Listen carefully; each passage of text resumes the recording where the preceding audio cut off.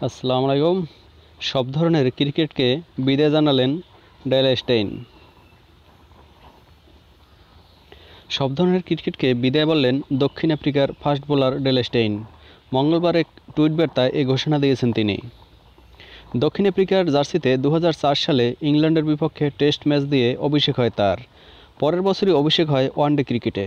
এরপর থেকে জাতীয় দলে নিয়মিত ছিলেন।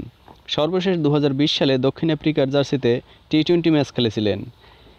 স্টেইন জাতীয় দলের হয়ে 93টি টেস্ট ম্যাচ খেলেছেন, ওয়ানডে খেলেছেন 125টি, টি-20 ম্যাচ খেলেছেন 47টি। 3 ফরম্যাটের মধ্যে টেস্টে উইকেট শিকার করেছেন 439টি, ওয়ানডেতে 196টি এবং টি-20তে উইকেট নিয়েছেন 64টি।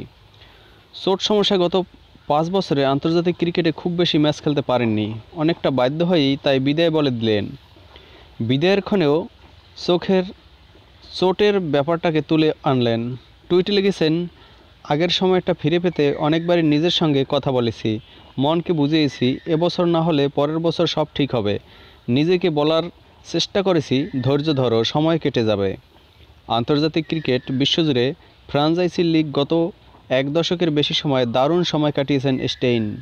বিদায় বেলায় বলেছেন, অনুশীলন, ম্যাচ, ভ্রমণ, জয় পরাজয়, আনন্দ ও ভ্রাতৃত্বের 20টি বছর কাটিয়ে দিয়েছি। বলার মতো অনেক স্মৃতিই আছে, কৃতজ্ঞতা জানানোর মানুষও আছে অনেক।